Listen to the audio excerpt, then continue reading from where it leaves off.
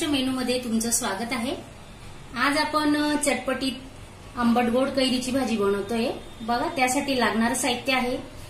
2 कैऱ्या घेतल्या आहेत, पाव किलोच्या वरती वजनाला आहेत। 1 मोठी वाटी गूळ, हळद, बारीक चिरलेला लसूण, धणे पावडर, जिरे, कढीपत्ता आणि लाल मिरची पावडर। हे बघा, अशा बारीक फोडी करून घेऊ आपण आता कैरींच्या पूर्ण, आणि मग भाजी फोडणीला घेऊ। हे बघा, 1.5 पळी तेल टाकतोय आपण।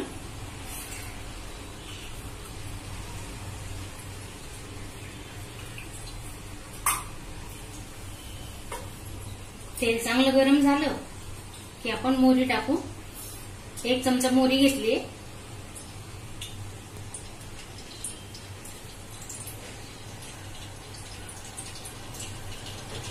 1 चमचा जिरे। फोडणी चांगली तडतडली पाहिजे। मेथी दाणे आणि 8-10 कढीपत्ता घेतलाय।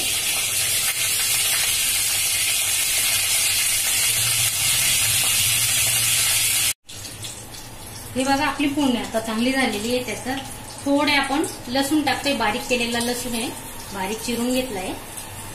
चांगला लाल करूया आता लसूण।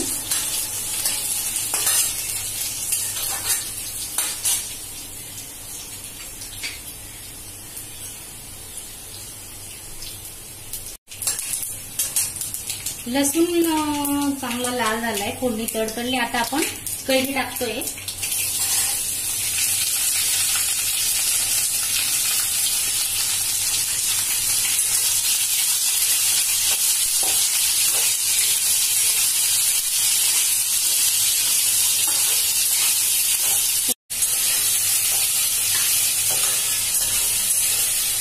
हे बघा, गॅस स्लो टू मीडियम ठेवायचा, नंतर ही कढईला चिपकू शकते।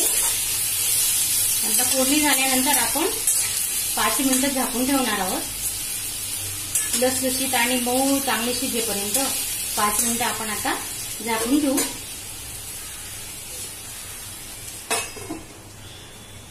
5 मिनिटं आपले झालेले आहे।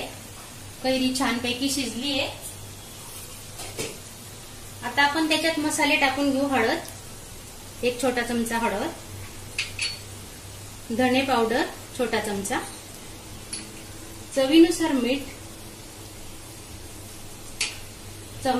मिरची पावडर 2 चमचे, तुमच्या आवडीनुसार घ्या, कमी जास्त।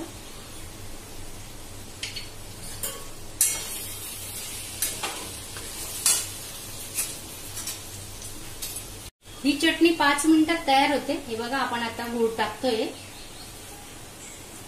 2 वाट्या कैरीला 1 वाटी गूळ घेतलाय।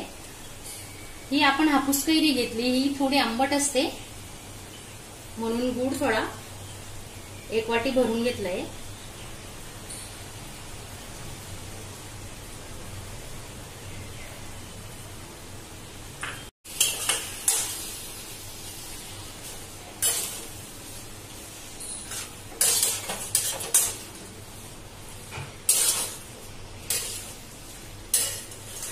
ही कैरीची चटणी तुम्ही चपाती सोबत, पराठ्या सोबतही खाऊ शकता, छान लागते।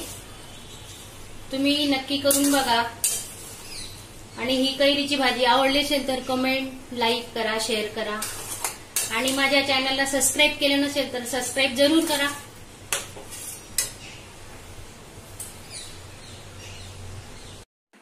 अशा चमचमीत झणझणीत रेसिपी पाहण्यासाठी स्वादिष्ट मेनू चॅनलला सबस्क्राईब करा आणि बेल आयकॉनवर क्लिक करा।